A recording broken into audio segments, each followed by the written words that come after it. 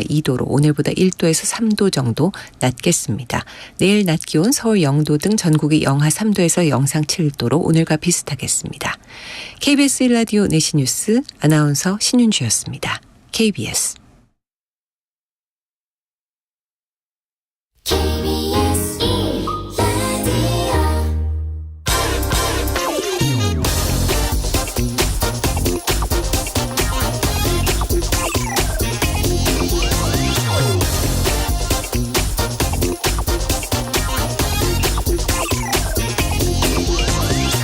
일본이 강제징용 배상 문제에 대한 보복으로 우리나라의 반도체 소재 수출을 제한한 지 4년이 지났습니다.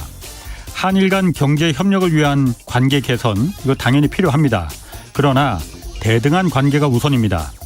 지난주 정부는 일제강점기에 이 강제징용 기업들이 내야 할 배상금을 일본 정부와 기업이 거부하고 있으니 한국의 기업들이 기부금 형식으로 돈을 마련해서 일단 지급하자는 그 방안을 피해자들에게 제시한 바 있습니다.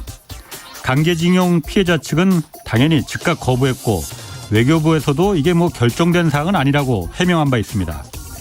그런데 어제 일본 언론에서 한국 정부가 이달 안에 강제징용 피해자 배상 방안에 대해 발표할 것이라는 보도가 나왔습니다. 일본의 전범 기업들 대신 한국 기업들이 기부금을 모아서 해결할 것이며 심지어 해결책을 발표하는 자리에 일본 측 인사는 아예 참가하지도 않을 것이라는 내용이었습니다. 보도가 사실이 아니길 바라겠습니다. 이 북한에 대해선 전쟁도 불사하겠다는 결기를 가진 정부가 왜 일본 앞에선 한없이 이렇게 저자세로 수그리고 들어가는 건지, 이게 무슨 다른 전략이 있어서 그러는 건지 도무지 납득이 되질 않습니다. 네, 경제와 정의를 다잡는 홍반장, 저는 KBS 기자 홍사원입니다. 홍사원의 경제쇼 출발하겠습니다. 유튜브 오늘도 함께 갑시다.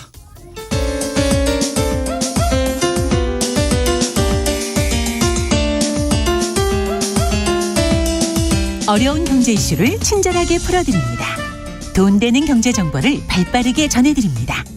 예리하면서도 따뜻한 신사, 이종우 이코노미스트의 원포인트 경제 레슨. 네, 2023년 새해 첫 방송입니다. 홍사원의 경제쇼 좋아하시는 모든 분들 새해 복 많이 받으시고 건강하시기 바랍니다. 원포인트 경제 레슨 이종우 센터장님 나오셨습니다. 새해 복 많이 받으시고. 예, 새해 복 많이 받으십시오. 예. 오늘 센터장님 키워드를 갖고 오셨다고 하셨어요. 2023년 올해. 예. 첫 번째 키워드는 뭐라고 생각하세요? 첫 번째 키워드는 역시 위기 아닌가라는 생각이 듭니다. 워낙 위기에 대한 얘기들을 많이 하니까요. 예. 그래서 위기를 첫 번째 키워드로서 가지고 왔습니다. 예. 어떤 위기를 말씀하시는 건가요? 예, 지금 보면 우리나라도 그렇고요. 전 세계의 주요한 국가들도 모두 다 위기 선상에 있다라고 하는 거에 대해서는 아마 부인할 수 없지 않을까라는 생각이 듭니다. 그거는 이런 구조화에서 생각해 보면 당연하다라는 생각이 드는데, 지난 한 길게 보면 10년이고 짧게 본다고 하더라도 5, 6년 동안 워낙 낮은 금리를 계속해서 갖고 왔지 않습니까? 이렇게 계속해서 낮은 금리를 갖고 가다 보니까 굉장히 많은 버블이 만들어진 것 또한 사실입니다. 주식시장에도 버블이 만들어졌고, 그다음에 또 채권 시장도 마찬가지고, 제일 큰 거는 이제 부동산 시장. 이런 데서 이제 버블이 굉장히 많이 만들어졌고요.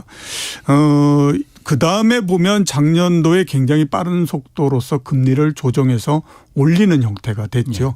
여기까지의 모양을 딱 보게 되면 그동안에 위기가 발생하고 했던 거에 대한 모양, 이게 이제 갖춰진다라고 볼 수가 있습니다. 그러니까 뭔가 버블을 만들어 놓고 그 버블이 무서우니까 그다음에 이제 또 조정을 빨리 하고 그러다 보면 버블이 터지고 막 이렇게 되는데요.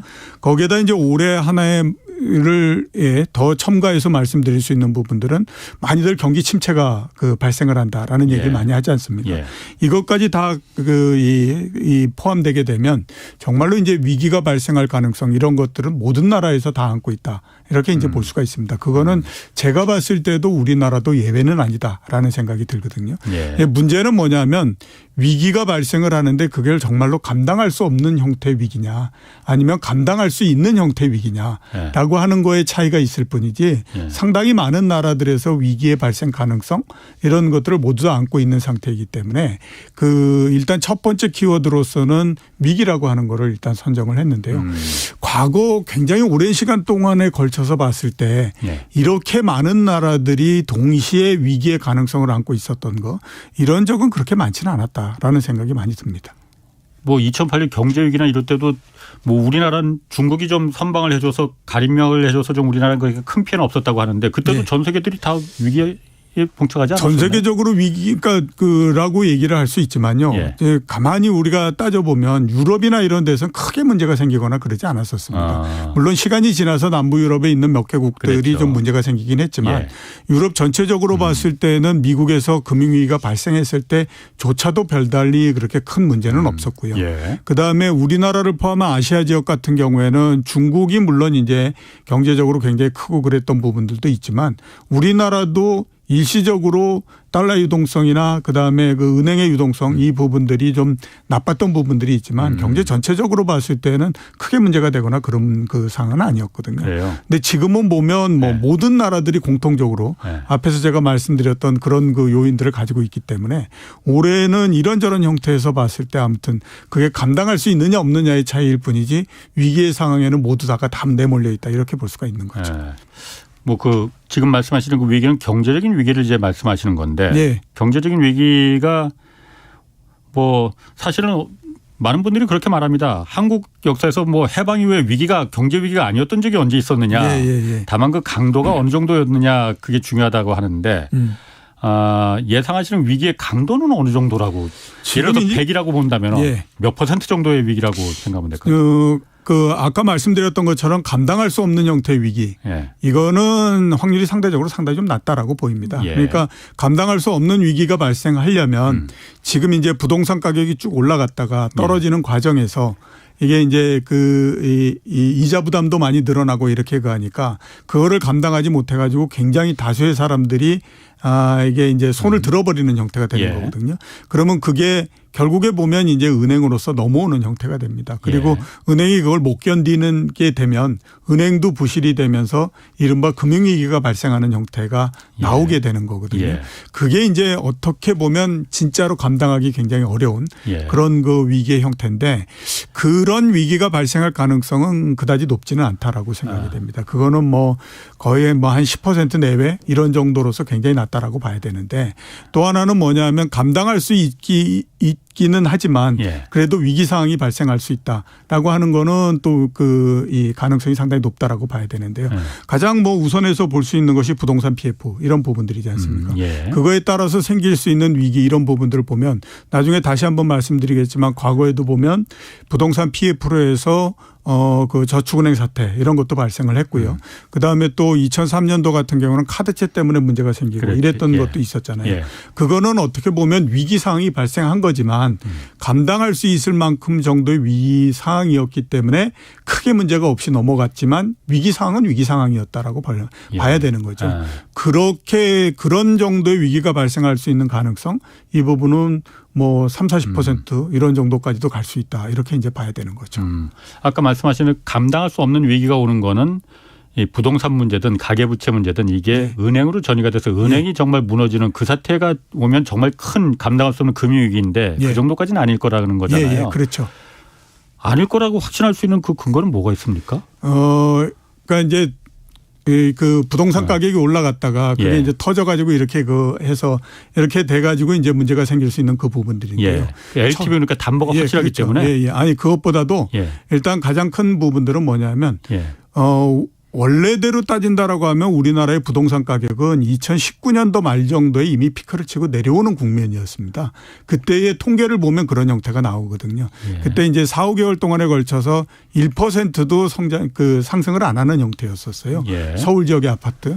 그러면 4개월에 한 1% 올라간다 그러면 1년에 3% 정도 올라가는 거잖아요. 그렇지. 그것도 실거래 가격이 그렇고 그 지표로 보게 되면 1%가 못 올라가는 거거든요. 그렇기 때문에 이미 그 전서부터 많이 올라갔다가 너무 가격이 높아지면서 거기에서 이제 자기 힘을 잃고 내려가는 형태였었습니다. 그런데 코로나가 나고 저금리가 되고 유동성을 공급하고 하면서 한 번 더 올려가지고 그게 더블을 만들어버리는 형태가 됐거든요. 근데 이제 문제는 그렇게 해서 더블이 되는 그 코로나19 이후의 매매 이런 부분들이 문제인데 그때의 매매를 보면 이 부동산 매매하는 그 매매 건수가 굉장히 많이 줄어듭니다. 서울 같은 경우에 한 달에 한 4천 건 이런 정도였었거든요. 그 전에는 한 달에 12,000건, 15,000건씩 됐던 것이 4,000건 이런 정도였기 때문에 가격이 배가 되기는 했지만 그 배가 되면서 올라가는 동안에 그 이해 당사자가 그렇게 많이 걸리지는 않는 형태가 됐죠.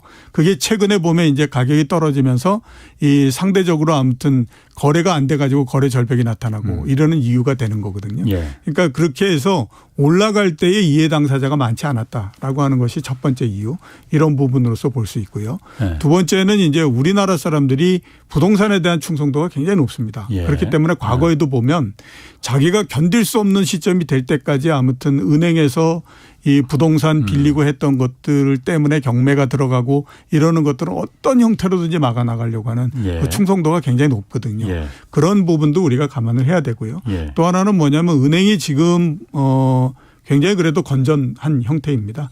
그러니까 한 달 이상 연체돼 가지고 부실화되어 있는 게 이게 한 1%가 차이 안 되는 그런 그 상태이거든요. 거기에다가 작년도 같은 경우에 은행이 사상 가장 많은 이익을 내고 했었습니다. 그러니까 은행이 견딜 수 있는 그런 그 여력을 좀 갖고 있고 뭐 이런 형태이기 때문에 아주 심각하고 그다음에 또 감당할 수 없는 형태 이런 형태의 위기로서 발전하고 이러는 것들은 조금 이제 그 확률이 낮다 이렇게 이제 볼 수가 있겠죠. 그러니까 저도 당연히 뭐 우리나라 은행들이 그동안 이제 바젤 3고 대손 충당금도 많이 쌓아두고 그래서 그렇게 쉽게 무너지지 않는다. 그리고 우리나라 어쨌든 LTV 주택담보대출 비율이 집값에 비해서 50% 이상은 다 담보로 갖고 있기 때문에 집값이 50%까지 떨어지기 전까지는 뭐 은행이 그 아래로 떨어져야만 은행이 무너지는 거기 때문에 걱정 없다. 그렇게 큰 위기가 올 거는 아니다라고 많은 전문가들이 그렇게 얘기를 하시는데 저는 그런 생각이 들거든요.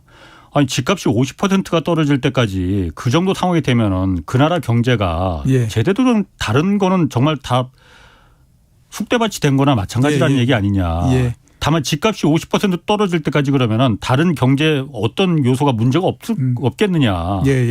당연히 더 큰 문제가 생기겠죠. 물론 문제가 생길 가능성이 있는데 아주 그렇게 심각한 문제가 생기거나 그러지는 않습니다. 그러니까 예를 들어서 보면 이런 형태죠.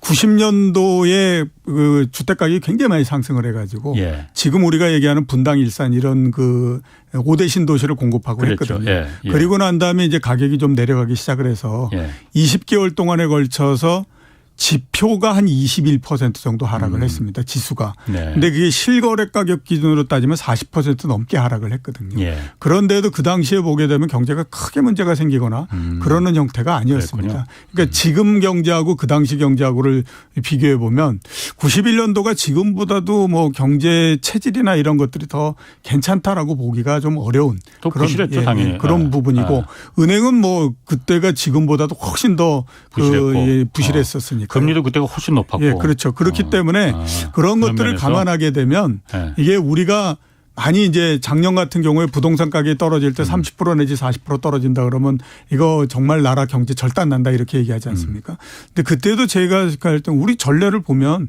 그렇게 떨어진다고 하더라도 크게 문제가 생기지 않더라라는 거였고 이번 같은 경우에는 앞에서 말씀드렸던 것처럼 올라갈 때 이해 당사자가 많이 걸리지가 않았기 때문에 떨어질 때 상대적인 충격이 좀 덜하다라고 볼 수가 있는 거죠.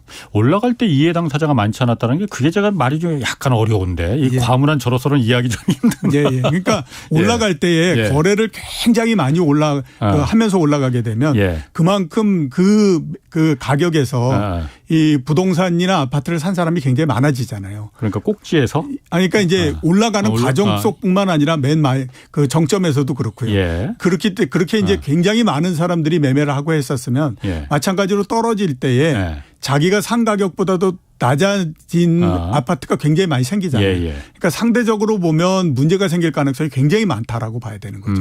근데 이번 같은 경우는 올라갈 때 거래가 별로 없었기 때문에 없었기 때문에 떨어진다라고 하더라도 만약에 뭐 한 10억짜리 아파트가 한 20억이 됐다. 20억에서부터 10억짜리 10억 내려올 때까지 거기에서 매매한 사람이 많지 않기 때문에 이미 그러니까 낮은 가격에서 샀던 사람들이 다시 그 가격 정도에 파는 정도가 될 것이다. 예, 그렇죠. 그렇군요. 자, 지금 부동산이 어쨌든 여러 가지 위기 말씀하셨는데 뭐 우리나라 경제적인 위기가 뇌관이 될 거 여러 개 있습니다. 가계부채가 일단 문제가 뭐 1,000조가 넘었다고 해요. 또 말씀하신 부동산 문제 있고 요즘은 또 뭐 회사채 문제 때문에 기업들도 이제 부실해서 경기도 침체된다는데 일단 이 중에서 부동산 문제가 많은 분들이 PF를 이제 프로젝트 파이낸싱 이게 뇌관이 먼저 될 것이다 이 얘기 많이 하거든요. 또 그런데 반대쪽에서는 아까 말씀하셨듯이 뭐 과거의 카드채 사태나 저축은행 사태 때 봤듯이 뭐 나기 전에는 우려를 많이 했지만 실제로는 그렇게 결국은 다 극복해 나갔다. 이번에도 그렇게 PF가 그렇게 크게 뭐 문제가 되겠느냐. 라는 얘기를 하는데 어떻습니까? 이게 별 문제 없이 지나갈 수 있을까요? 아니면 정말 문제를 일으키고 지나갈까요? 현재까지 나와 있는 수치를 쭉 보게 되면 감당은 할 수 있다라는 생각이 많이 듭니다. 지금 작년도 6월 말 기준으로 해서 우리나라의 부동산 PF 잔고가 112조 정도 이렇게 되거든요. 이게 그 금융위기 때에 한 80조 정도였었고요. 그다음에 2018년도에 60조 정도였기 때문에 2018년도서부터 굉장히 급격하게 늘어났다. 이렇게 이제 볼 수가 있는 거죠. 연체율이 가장 문제인데요. 그 연체율이 작년 6월 말 기준으로 해서 0.5% 정도 이렇게 됩니다. 물론 이제 그 이후에 문제가 생겼기 때문에 아마 또 연체율을 계산을 해보면 최근 수치로는 그보다 훨씬 더 높아졌을 가능성이 높다. 이렇게 보이지만 현재까지 아무튼 저희가 입수할 수 있는 데이터로 보게 되면 작년 6월 달까지의 연체율은 0.6% 정도 이렇게 됐었고요. 그다음에 부동산 PF에 어떤 금융기관들이 얼마만큼 노출되어 있느냐 하는 걸 보면 은행이 한 25% 정도 됩니다. 28조 정도 되고요. 보험사가 굉장히 많습니다. 43조 정도 됩니다. 여신금융기관이 27조 정도 되고요. 그다음에 저축은행이 한 11조 정도. 증권회사가 3조 정도 되는데 증권회사 같은 경우에는 이제 직접적으로 돈을 대출한 것도 있지만 이 보증을 해준 게 있잖아요. 만약에 잘 뭐 돈이 안 거치거나 이렇게 되면 우리가 그만큼을 메워주겠다라고 하는 보증한 게 있는데 그 보증한 것까지 다 따지게 되면 한 24조 정도 됩니다. 그렇기 때문에 이제 이 증권회사가 문제다 이런 얘기를 굉장히 많이 하고 있는 그런 그 상태이거든요. 당장에 보면 이제 문제가 될 수 있는 부분들은 뭐냐면 그 부동산 경기가 안 좋고 그렇게 되다 보니까 상해에 있는 건설사들도 그 허가를 막고도 아직 착공하지 않은 이 부분이 한 70% 정도 이런 정도가 됩니다. 근데 이 착공하지 않았을 뿐이지 이거를 땅을 샀을 거지 않습니까? 대개 보게 되면 이제 시행사가 사거든요. 근데 이게 시행사가 살 때 시공사가 거기에다가 보증을 해줍니다. 그러니까 지급 보증해 주기 때문에 이게 똑같이 보면 건설회사의 문제가 된다라고 봐야 되는 것 같고 두 번째는 보면 앞에서 말씀하셨던 것처럼 이제 그 회사채 부분 그러니까 그것보다도 이제 이 부동산 PF를 가지고 이제 이 ABCP 그러니까 그 어음을 이제 발행을 해서 만든 건데 단기로 그게 1월 달에 15조 정도 만기가 돌아오고요. 그다음에 2월 달에 10조. 그다음에 3월 달에 한 5조 정도 이렇게 만기가 돌아옵니다. 이게 원래 작년 11월, 12월 달에 문제가 됐던 건데 그때 이제 만기를 연장해 줘라라고 해가지고 연장을 해줬던 거거든요. 원래 이게 3개월 만기로서 돼 있는데 만기를 연장해 주면서 한 2개월 정도로 줄였습니다. 그래가지고 이번에 이제 15조, 10조, 뭐 5조 이렇게 계속해서 돌아오는데 일단 이거를 과연 어떻게 이제 해결할 거냐 하는 것들에 따라서 상당히 이제 많이 차이가 난다 이렇게 이제 볼 수가 있는 거죠. 그 일종의 그 부동산 PF가 만약에 잘 안 되면은 당장 1차적으로 타격을 받는 건 건설사들이잖아요. 그리고 여기다가 자금 지급 보증한 그 자금 지원한 은행은 뭐 사실 그렇게 큰 사업장만 했으니까 여기가 이제 문제가 될 거는 별로 없을 것 같은데 뭐 조그만 중소사업 건설 현장 뭐 이런 데 지급 보증한 보험사나 캐피탈 뭐 증권사들 이런 데가 이제 그 무너질 염려가 있는 거잖아요. 그렇죠. 뭐 그런 얘기 하더라고요. 당장 17일 날 둔촌 주공 재건축이 이 17일 날 그 지난번에 이제 분양은 이제 했죠. 청약은 받았고, 예, 청약은 받았고, 그 4% 안팎으로 이제 그 청약 경쟁률은 됐는데, 예. 진짜로 이 사람들이 분양을 받을 거냐, 계약금을 내는 날이 17일이라면서요. 그리고 19일 날이 말씀하신 그 기업 어음 7천억 정도를 갖다가 조합에서 사업비로 빌렸는데 그걸 이틀 뒤에 이제 차환을 해야 되는 날이래요. 그래서 분양률이 80% 정도는 진짜 계약금을 내야만이 그 돈으로 이제 그 메꿀 수 있는데 80% 될 거냐 안 될 거냐 이게 지금 앞으로 PF 시장 부동산 시장의 바로미터가 될 것이다 이렇게 얘기를 하거든요.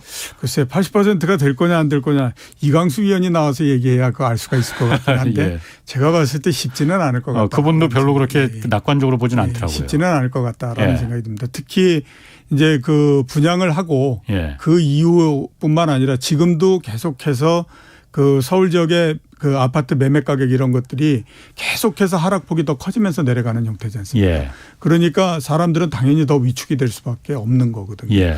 그래서 그때의 분양 이 신청을 하고 했던 사람들도 글쎄요 제가 봤을 때는 더 아마 그 몸을 더 사릴 가능성이 높기 때문에 아마 쉽지는 않을 것 같고 그다음에 또 보면 그게 뭐 80%가 되느냐 안 되느냐에 관계없이 당분간은 아무튼 우리나라의 특히 서울 뭐 수도권 이런 데의 그 집값 이거는 별로 그렇게 좋지 않을 그렇게 될 수밖에 없지 않을까 싶습니다. 그러니까 가격이 그 적당한 수준까지 내려와야 하락이 멈출 수 있는 거거든요. 그런데 아직까지는 보면 부동산이 이 적절한 수준까지 내려왔다 이렇게 보이지 않는 상태이기 때문에 지금에서는 그걸 막기는 좀 어렵지 않을까라는 생각이 듭니다. 그 가계대출에서 그 위기의 그 부동산 위기뿐만이 아니고 다 연결이 돼 있지만 가계대출도 지금 1,000조가 넘어서 지금 이게 비상이라는 거잖아요. 여기 물론 주택담보대출도 당연히 많이 들어가 있습니다. 당연히 많이 들어가 있고요.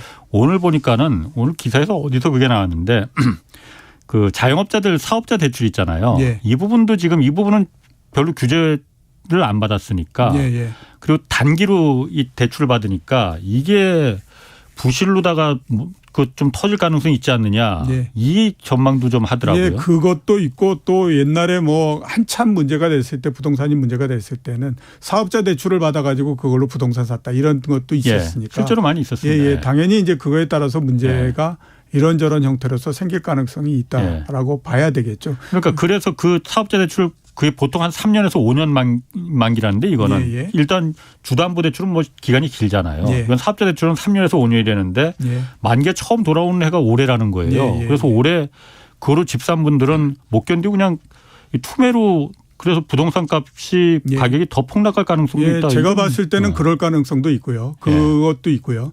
또 하나는 문제는 뭐냐면 그 작년도에는 부동산 그러니까 이제 금리가 올라가고 그래서 뭐 부동산이 떨어지고 뭐 이렇게 했는데 그 심리적 근저에는 또 뭐가 있었냐면 조금만 기다리면 일단 이제 물가도 좀 이제 내려오고 그러니까 이게 그 금리도 인상이 이제 끝일 거고 금리 인상이 끝이고 나면 그 다음에 조금 시간이 지나서 금리를 인하할 거다. 그러니까 좀 견디면 돼 이런 생각을 했거든요. 그런데 제가 봤을 때는 그건 아닙니다. 지금은 이제 그 금리가 특히 시장 금리가 우리나라도 그렇고 미국도 그렇고 3.5%에서 4% 정도가 정상의 금리가 된 거거든요. 정상의 금리가 됐다라고 하는 건 그 금리가 굉장히 오랜 시간 동안 유지되는 겁니다. 그러면 작년도 같은 경우에는 좀 버티면 돼라고 했는데 시간이 지나면서 보면 그게 아니라 금리가 거의 뭐 금리에 관한 부담이 줄어들거나 이렇지 않는 형태가 되잖아요. 그러면 사람들은 그런 금리를 놓고 올해는 어떤 판단을 해야 되냐면 자 이제 금리가 떨어져서 내가 이자를 물고 해야 되는 부담이 줄거나 이런 거는 사실상 그렇게 쉽지는 않을 것 같다. 그러면 내가 부담을 줄이기 위해서는 어떻게 해야 될 것인가 하는 거에 대해서 고민할 수밖에 없거든요. 그러면 본격적으로 해야 될 거는 뭐냐면 그러면 할 수 없다. 이제는 부채를 줄이는 수밖에 없다. 이런 형태로서 나가는 거거든요.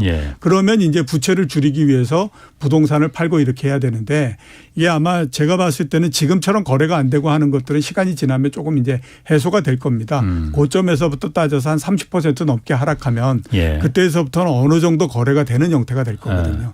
그 거래가 될 때에 이제 거래가 되면서 집값이 조금씩 계속해서 밑으로 이게 밀리는 건 그렇게 부채에 관한 구조조정을 하겠다라고 나오는 사람들이 집을 팔고 이렇게 하면서 예. 가격이 계속해서 낮아지는 형태가 되는 거죠. 그게 올해 제가 생각했을 때는 상당히 큰 그 부동산에서 이런저런 형태의 문제 그다음에 이제 그 가격을 떨어뜨리는 거의 굉장히 큰 역할을 할 거다라는 생각이 듭니다. 지난주에 그 박종훈 그 KBS 기자 제 후배 집안은 참 어쩜 그렇게 그냥 그 아는 게 많은지 저는 뭐 했는지 모르겠습니다. 그 박종훈 기자도 그 친구가 박사잖아요. 비슷한 얘기 하더라고요. 예. 금리가 이제 최대로 정상으로 딱 찍었을 때 그때부터 1년 6개월에서 1년 뒤가 집값이 본격적으로 하락하는 시기다. 예. 왜냐하면 그때까지는 어떻게든 사람들이 버텨나가죠. 버틴다 이거죠. 예. 6개월에서 1년 뒤부터는 그게 후행 지표라서 예. 더 이상은 못 버티고 파는 사람들이 그때부터 나오기 시작한다는 거거든요. 예. 뭐 비슷한 지금 센터장님도 뭐 비슷한 얘기시네요. 두 번째 올해 그럼 키워드는 예. 뭐로 고르셨나요? 두 번째 키워드는 단일축으로 골랐는데요. 예. 단일축이 뭐냐면 미국에 의한 세계 경제 단일축 이런 얘기 많이 하잖아요. 아, 그 단일축. 예, 그러니까 미국이 네. 전 세계 경제를 끌고 가고 그러는 그 예. 형태가 과연 이제 올해서부터 어느 정도 이제 뭐 좀 흔들리고 뭐 이러는 형태 그다음에 거기에 도전하는 세력도 생기고 예. 이렇게 할 텐데 그게 올해 처음이 아닐까라는 생각이 들어서 단일축을 한번 그 선정을 했습니다. 미국이 경제 단일축이 만들어진 거는 아시는 것처럼 1990년에 소련이 무너지면서 그렇죠. 그때서부터 완전 단일축이 됐고요. 팍스 아메리카나가 예, 완성됐죠. 그렇죠. 그 이전에도 소련은 이미 1980년을 넘으면서부터 힘을 예. 쓰지 못하는 형태가 됐습니다. 네. 그러니까 1980년서부터 따지게 되면 대략 한 40년 넘는 동안에 단일축이 계속해서 돼 왔던 거고요. 예. 그다음에 짧게 본다고 하더라도 30년 정도에 걸쳐서 단일축을 예. 만들어 왔던 거거든요. 근데 우리가 한 30년, 40년 이렇게 했기 때문에 미국에 의한 세계 경제 단일축 그러니까 어떤 한 나라가 세계 경제를 좌지우지하고 하는 그 단일축을 만들고 이러는 거가 이게 늘상 있었던 일이다라고 생각하지만 그게 굉장히 희귀한 경우입니다. 영국이 그렇게 세계에서 막 왔다 갔다 할 때에도 예. 영국이 세계 경제를 이렇게 혼자서 좌지우지하거나 그러지 못했었어요. 그렇죠. 그 예. 당시에 보면 프랑스도 있었고 독일도 있었고 네덜란드도 이미 있었고. 1860년대만 되더라도 예. 미국이 이미 영국의 경제력을 넘어가는 형태가 됐거든요. 예. 그러니까 항상 보게 되면 단일축보다는 다원돼 있는 축으로서 움직였던 것이 일반적인 형태였다라고 하는 예. 거죠. 그게 이제 3, 40년 예. 동안 특이한 형태가 됐다가 예. 지금은 보면 그 단일축이 계속해서 약해지는 형태가 되고 예. 그 단일축이 약해지는 반대쪽은 이제 중국이 올라오면서 계속해서 이렇게 이제 예. 커지는 형태가 되니까 그거에 따른 아마 이제 그 도전 이런 것들이 올해에 본격적으로 나타나지 않을까라는 생각이 들어서 단일축을 꼽았습니다. 미국 입장에선 단일축을 깨고 싶어서 깨는 게 아니고 중국이 선을 넘어서 자꾸 올라오니까는 예.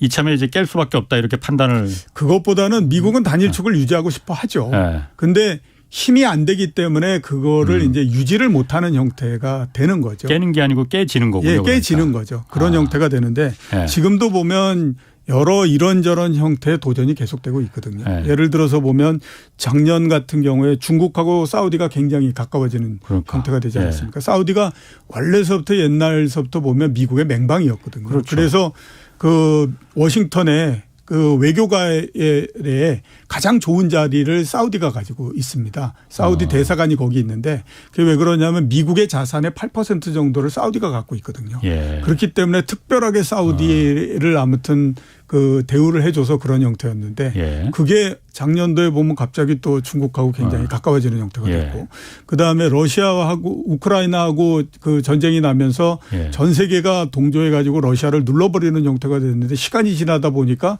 갑자기 또 중국하고 러시아가 굉장히 가까워지는 형태가 예. 됐고요. 예. 그다음에 IRA 법이 처음 나왔을 때만 하더라도 이게 모든 그 기업이나 모든 나라들이 다 미국으로 들어와 가지고 장사를 하겠다라고 네. 나올 줄 알았더니 그로부터 한 두세 달 정도 지나니까 유럽에 있는 나라들이 서로 합심해 가지고 우리가 미국의 IRA 법에 어떻게 대응하겠다. 대응하게 네. 할지 우리가 공동으로 대응하겠다. 예. 이런 형태로서 예. 나오고요. 예. 뭐 그다음에 또 반도체 관련해서도 이런저런 그게 있고 뭐 이렇게 해가지고 보면 계속 해가지고 지금 이제 거기에 도전하는 형태고 이게 또 아시아에서도 보면요. 미국이 중국을 계속해서 압박을 하잖아요. 예. 그랬더니 그거에 따른 이 반작용으로서 나오는 게 아시안 국가들이 중국하고의 교역량이 갑자기 굉장히 많이 늘어나 버립니다. 그러니까 이런 것들이 굉장히 많이 달라지는 형태가 나오거든요. 그래서 이게 왜 이렇게 작년도서부터 계속 흔들리고 올해도 흔들릴 가능성이 높고 이렇게 할까라고 따져보면 미국이 이렇게 이 통제를 하고 블록을 만들고 이렇게 하고 싶어 하는데 그 통제를 하고 블록을 만드는 나라들한테 일정하게 어느 정도의 경제적 이익을 제공을 해주지 못하기 때문에 예. 이런 부분이 나오지 않나라는 생각이 듭니다. 이게 경제적 이익이 앞에 딱 나오게 되면요. 이게 뭐 동맹이고 뭐고 이런 것들 거의 뭐 힘을 못 쓰는 형태가 되거든요. 돈 앞에 동맹이 어디 있겠어요. 그렇죠. 가장 대표적인 예가 뭐냐면 왜 1973년도에 제1차 오일 쇼크가 나지 않습니까? 예. 그때 이제 오일 쇼크가 발생했던 가장 큰 이유는 그해 10월 달에 4차 중동전이 났고 예. 불과 한 10며칠 만에 아랍에 있는 국가들이 이스라엘한테 져가지고 이제 종전이 돼버린 형태가 됐거든요. 예. 근데 그 중간에 아랍 국가들이 9개 국가들이 모여가지고 갑자기 유가를 17% 인상을 해버립니다. 그게 이제 시작이 됐던 거고 그리고 또 그로부터 한 20일 정도 지나서 42% 갑자기 또 인상을 해버리고요. 그다음에 아랍에 있는 국가들이 중동에 있는 국가들이 전 세계에 있는 나라를 3개의 부류로서 나누겠다라는 그 선언을 합니다. 하나는 우호국, 두 번째는 비우호국, 세 번째는 기타 비우호국 이렇게 이제 나누는 형태가 되죠. 그렇게 해서 그 제재가 11월 3일 날 있었는데 11월 18일이 되니까 유럽에 있는 나라들이 한꺼번에 모여가지고 이스라엘이 점령한 지역에서 나가야 된다라고 하는 아랍을 지지를 하는 쪽으로서 갑니다. 11월 22일 날 일본이 아랍을 지지하고요. 우리나라도 12월 15일 날 아랍을 지지하고 이스라엘 쪽을 이제 그걸 하게 됩니다. 그 당시에? 그러니까 그 당시에 그러니까 한 달 반 사이에 그냥 모든 나라들이 다 이스라엘에서 아랍 쪽으로 넘어가 버리는 형태가 되거든요. 석유 때문에? 석유 때문에. 미국은 그 사이에 이스라엘을 도와준다고 220억 달러 지원해주고 하는데도 미국이 어떤 포지션을 갖고 있고 하는 거에 대해서 전혀 상관하지 않습니다.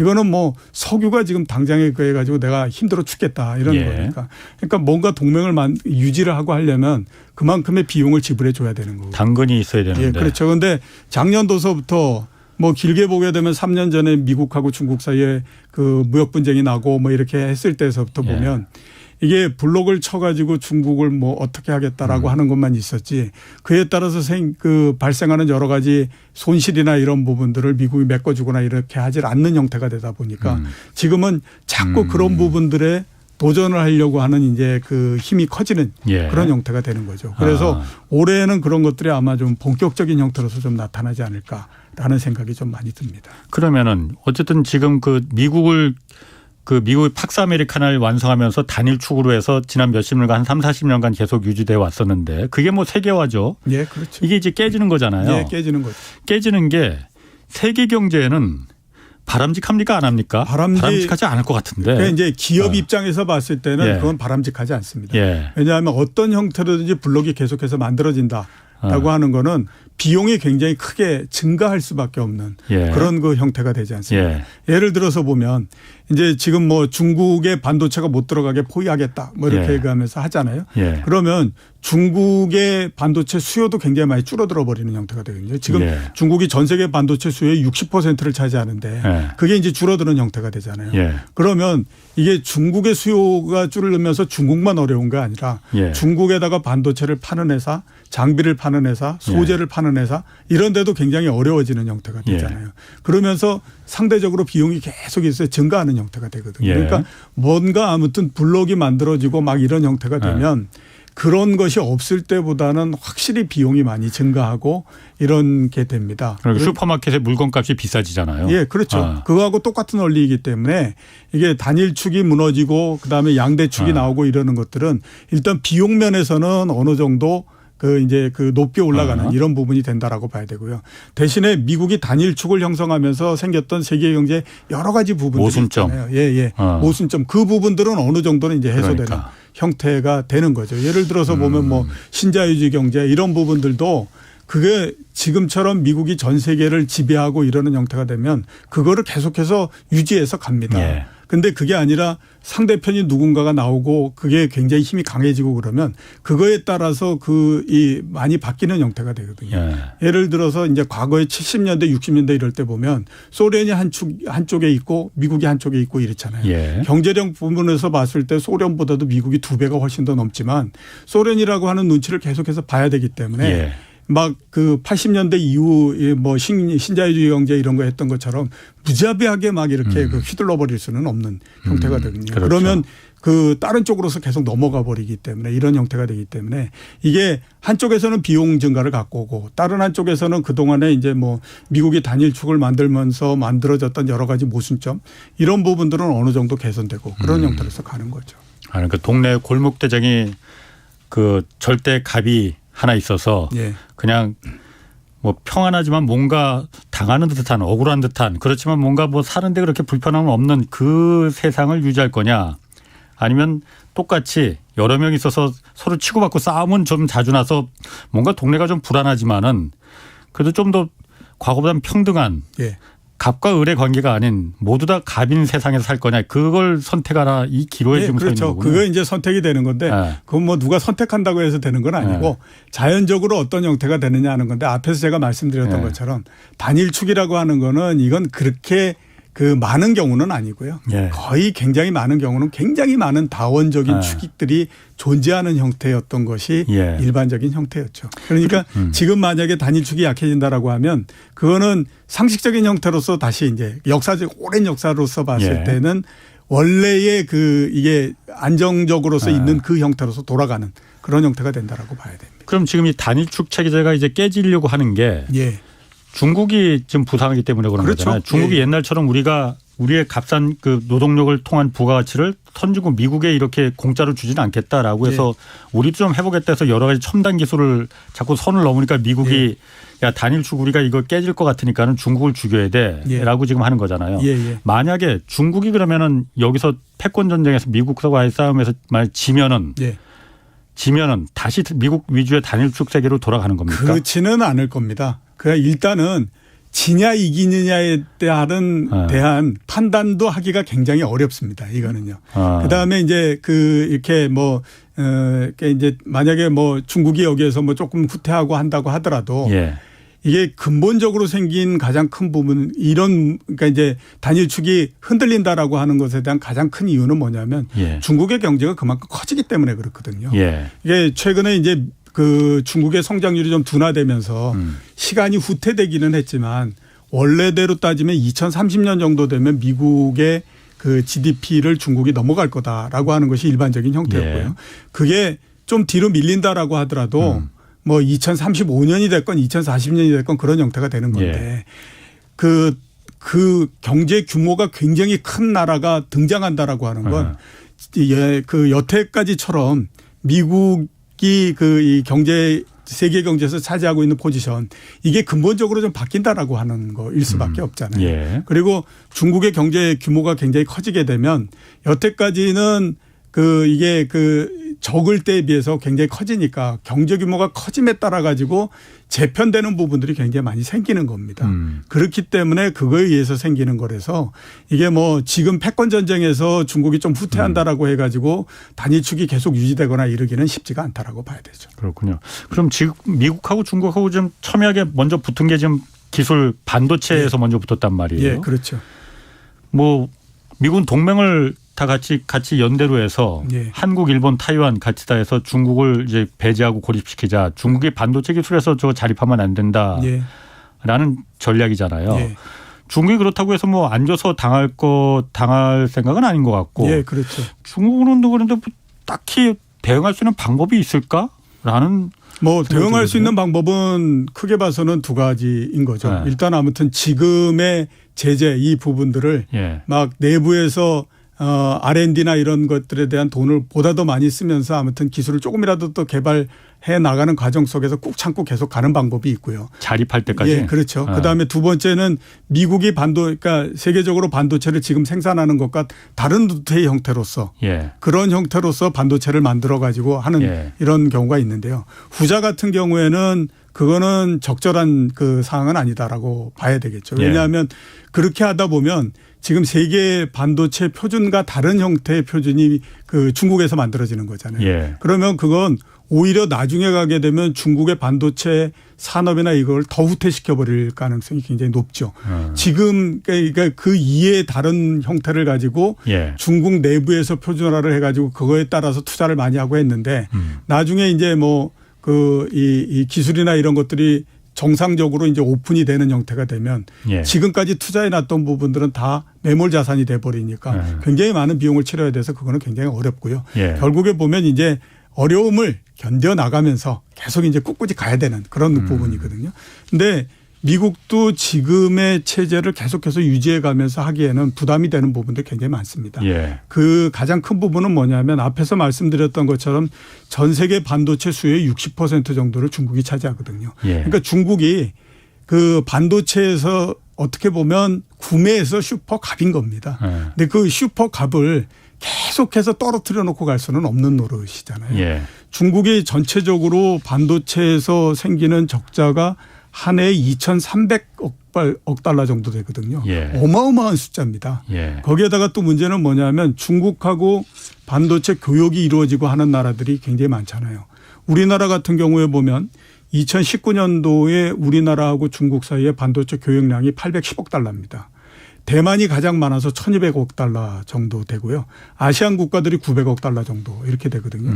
미국은 170억 달러 정도밖에 안 됩니다. 그러니까 이게 제재를 하면 우리나라를 비롯해서 아시아 이런 나라들이 굉장히 어려워지죠. 그러니까 또 마찬가지로 굉장히 불만이 많이 생길 수밖에 없잖아요.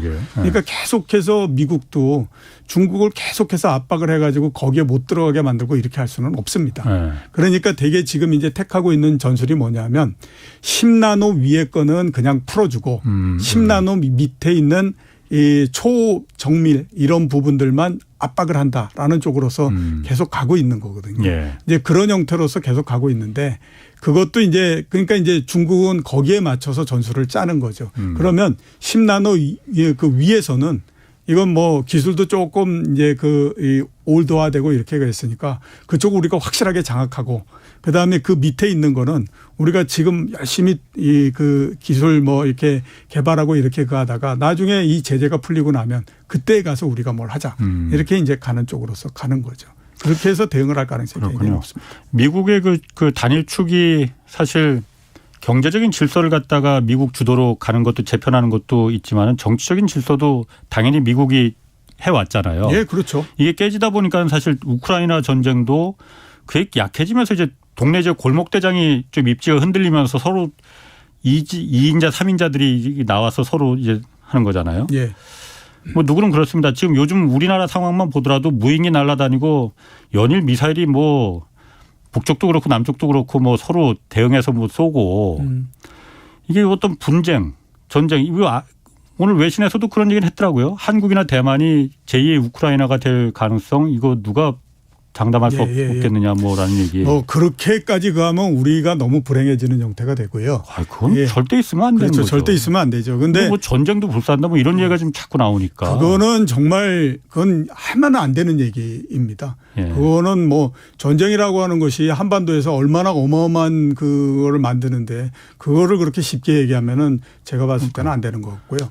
최근에 이제 우리가 다 봤잖아요. 그렇죠. 그리고 최근에 북한이 미사일도 많이 가고 뭐 이렇게 가는 것도 이 영향도 굉장히 있다라고 봐야 되죠. 왜냐하면 이게 과거에는 보면 이게 뭐 북한이 미사일 실험 많이 하고 막 이렇게 했을 때 중국이 그걸 일정 부분 어느 정도씩 개입을 해서 조금씩 줄이고 이렇게 했거든요. 근데 지금은 보면 완전히 러시아와 중국과 이런 정치적으로 이렇게 되다 보니까 북한에 대해서도 그 부분들에 대해서 그렇게 이제 뭐 많은 제재를 하거나 이런 형태가 아니다 보니까 이런 형태가 되는 거거든요. 그게 모두 다 거기에서부터 다 파생되면서 정치적으로도 변화가 오고 이런 형태로서 계속 진행이 되는 거죠.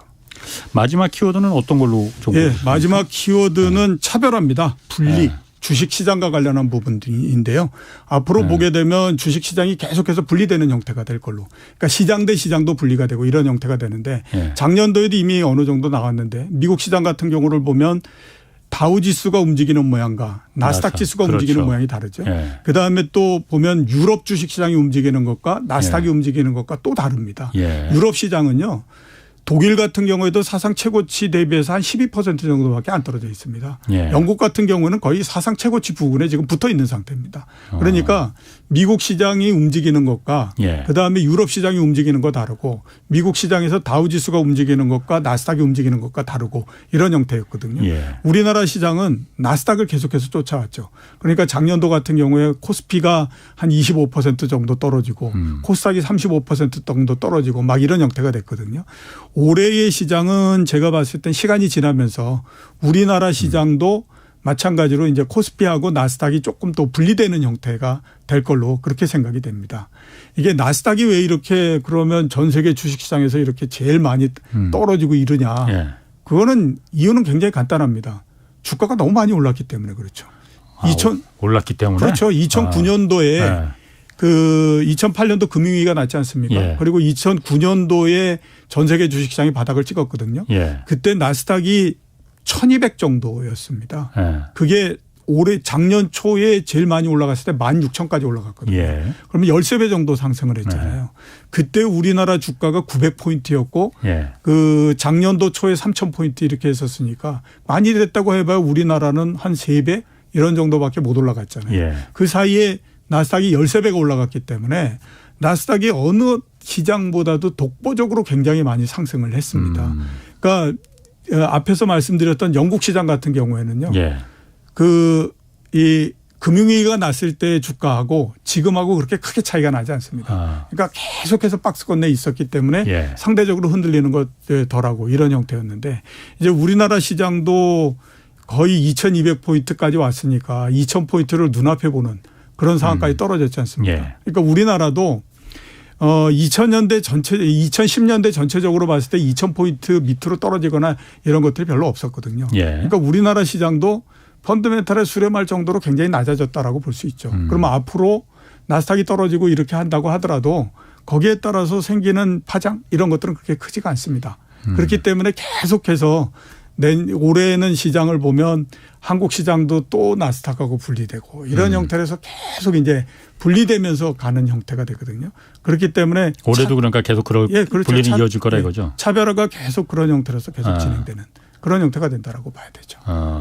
저는 그런데 그 나스닥이 떨어지는 거는 워낙 많이 올랐기 때문이라고 그러잖아요. 뭐 고금리 영향도 있지만은 그냥 제가 봤을 때는 그냥 아마추어인 제가 봤을 때는 거품이 이제 사람들이 보기 시작한 거 아닌가 실체를. 왜냐하면 그렇죠. 대표적으로 테슬라를 봤을 때 테슬라 자동차에 이건 철저하게 제 개인적인 의견입니다. 왜 그 비싼 차를 갖다가 그 전기차라고 해서 물론 전기차 처음 나왔을 때는 테슬라가 처음 나왔을 때는 그거밖에 없기 때문에 거기에 사람들이 환호하고 열광하고 비싼 값을 주고 샀을 것도 같아요. 근데 사실 테슬라가 앞으로 자율주행이 될 것이다라는 전제가 있으면은 그게 환호하고 거기에 열광할 만한 차지만은 사실 그거 빼고 보면은 현대 아이오닉이나 다른 전기차에 비해서 테슬라가 디자인이 그렇게 뛰어난 것도 아닌 것 같고 성능이 그렇게 뛰어날까? 뭐 저는 안 타봤지만 타본 사람들 무슨 트럭 타는 것 같다. 이거 테슬라를 뭐 비하하는 게 아니고 그게 그렇게까지 뭐 거품이 너무 껴있던 거 아닌가? 그렇죠. 그 거품이 이제 보는 거 아닌가 사람들이. 그러니까 작년도에 테슬라 주가가 1년 사이에 73%가 떨어졌는데요. 제가 몇 번 아무튼 말씀을 드렸던 것 같은데 테슬라를 우리가 어떻게 볼 거냐에 따라서 달라진다. 테슬라가 정말 호랑이라고 보냐 아니면 호랑이 없는 굴의 그 여우냐. 저는 호랑이 없는 굴의 여우로 본다라고 하는 거죠. 그럼 호랑이는 누구냐? 지금 폭스바겐이나 도요타나 현대차나 이런 데가 호랑이인데 그 호랑이는 지금 자기네들이 갖고 있는 시장이 전 세계 자동차 시장에서 95%이기 때문에 그리고 이미 내연 자동차에 투자해 놓은 부분이 있기 때문에 그거를 옮겨와야 될 이유가 없다라고 하는 거죠. 그러니까 그거를 연기하고 있는 건데 그 사이에 테슬라가 혼자서 이렇게 저렇게 하고 했었는데 이제 주가도 많이 올라가고 그렇게 해서 지금 시점에서 보니까 저 어마어마한 경쟁자들이 이제 시간이 지나면 들어올 텐데 과연 테슬라가 저거를 이겨낼 수 있겠어? 라고 하는 것을 사람들이 생각하면서부터 아유 주가가 이건 너무 많이 높네. 그러니까 이거 못 견디는 거지. 이러면서 이제 떨어지기 시작을 한 거거든요. 그렇기 때문에 그게 이제 나스닥하고 거의 비슷한 형태가 된 거죠. 그러니까 그러면서 꿈을 가지고 쭉 해서 올려놨는데 올려놓고 보니까 야 이게 과연 진짜 이게 말이 되는 거야? 뭐 이런 이제 생각이 들고 그러다 보니까 사람들이 아유 이거 뭐 쉽지 않겠네요 이러면서 이제 엎어져 버리는 형태가 되고 이렇게 된 거고 그게 아직까지 나스닥 전체로 봤을 때 끝난 게 아니니까 시간이 지나면서 나스닥은 더 내려가서 10,000 밑으로 내려갈 수도 있고 9,000이 될 수도 있고 이런 형태가 되는데 그렇다라고 해서 한국 시장이 계속해서 떨어지거나 그러지는 않는다라고 하는 거죠. 시장이 분리돼 버리는 형태가 되니까. 그리고 테슬라 하면은 지금은 오로지 다른 것보다 자율주행이 저기는 가능성이 있어. 이 기대였는데 그것도 지금 보니까는 거품들이 이제 사람들이 보기 시작한 거잖아요. 야, 그거 아직도 멀었어. 또 다른 테슬라뿐만이 아니라 다른 나스닥에 있는 많은 그 기업들이 인공지능 시대 고도고 로봇이 이제 뭐 가정에 들어가서 다 부엌 설거지 해주고 이럴 줄 알았는데 그거 거품이었어. 과거에 1년 전, 2년 전 자산이 모두 다 주식시장, 부동산 시장으로 갈 데가 없어서 그쪽으로 들어갈 때는 그 포장들을 이렇게 만들어준 거였다라는 걸 사람들이 이제 보기 시작한 거 아닌가. 그래서 나스닥이 저렇게 폭락을 하는 거 아닌가. 예, 그렇죠. 아, 제가 실력이 너무 많이 늘어갔고 이 경제쇼 하면서 이제. 그러니까 이른바 어떻게 생각하면 2000년도 IT 버블의 재판인데 그거보다는 좀 작은 형태 이렇게 볼 수 있죠. 알겠습니다. 이종우 이코노미스트였습니다. 고맙습니다. 예, 고맙습니다. 내일은 2023년 한국경제 생존 전략 자세히 알아보겠습니다. 지금까지 홍사훈의 경제쇼였습니다.